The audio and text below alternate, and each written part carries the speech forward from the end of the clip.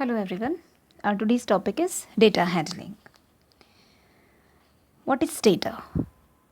Data is a collection of numbers gathered to get some information. It means if we get some information and we write it on a piece of paper, so that is called the data. For example, the marks obtained by 10 students in mathematics out of 40 are 30, 25, 18, 25, 39, 18, 25, 30, 28, 17. It means these are the marks obtained by 10 students in mathematics subject out of 40. So this is the information which is called data. Raw data, or we can say ungrouped data. What is this? Data collected and put without any specific arrangement is called raw data. Like the way we have just simply kept these all information of these 10 students marks in mathematics out of 40. So this is a raw data. Observation. Each entry in raw data is called an observation. These 30, 25, 18, this each entry is called observation. Now what is frequency? Marks in the above example are called variables. These all are the variables, and the number of times a variable occur is called frequency. For example, we can see 25 and 25 here. So 3 times this 25 is occurring in this list or in the data. So this is called the frequency. That means for 25 marks it is occurring 3 times, so it is frequently occurring. It means 3 is the frequency of this number. That means 3 students have got this 25 marks. Let us understand few more terms. Array. What is array? Arranging the data in ascending or descending order is called an array. For example, the previous data which we have collected, that if I arrange here in the ascending order, like the smallest in the first place, then the next bigger, then the next bigger, and the next bigger, and in the end the biggest one.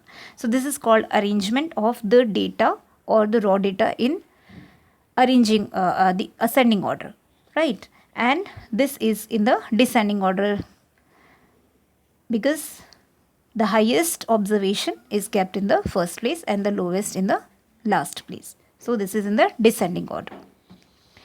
Now what is range? The range tells us how widely spread the numbers are. It means if we find the difference of the smallest and the largest number in this observation, we find the range of this data.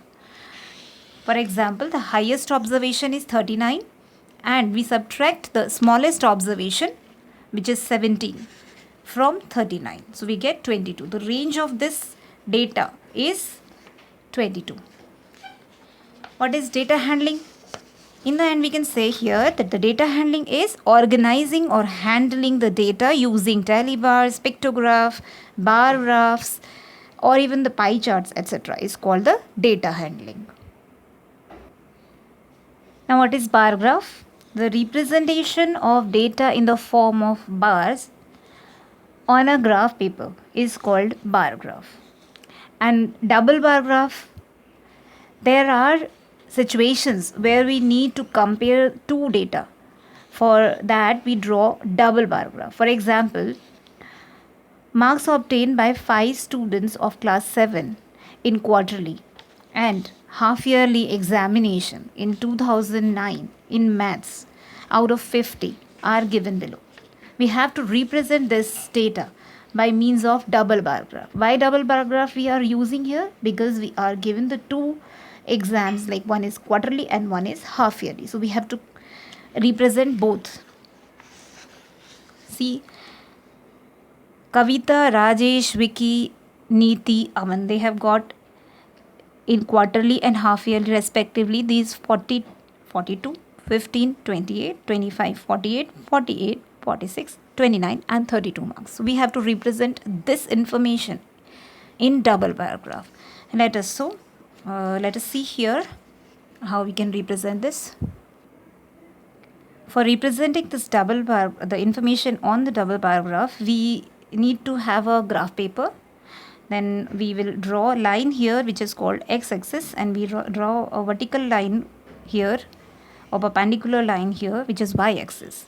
Then we firstly write down the heading, the marks scored in quarterly and half yearly examination. Then we choose the scale.